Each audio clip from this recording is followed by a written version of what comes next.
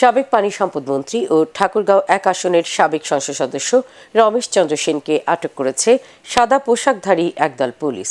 শুক্রবার রাত 10:30টায় জেলার রুহিয়া থানার রামনাথের নিজ বাড়ি থেকে তাকে তুলে নিয়ে যাওয়া হয়। তার সহধর্মিণী অঞ্জলি সেন জানান, সাদা পোশাকে 10 থেকে 15 জনের একটি দল এসে রাতে তাকে তুলে নিয়ে যায়। তবে তাকে কোথায় নিয়ে যাওয়া হচ্ছে এ বিষয়ে তার পরিবারকে কিছু জানানো হয়নি।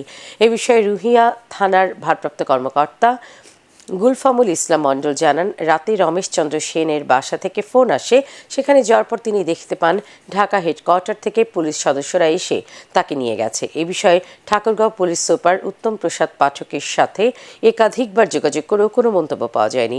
নাম প্রকাশে অনিচ্ছুক একটি সূত্র জানায়, ঢাকা থেকে ডিবি পুলিশের একটি দল ঠাকুরগাঁওয়ে এসে আওয়ামী লীগের প্রবীণ এই নেতাকে আটক করে নিয়ে যায়।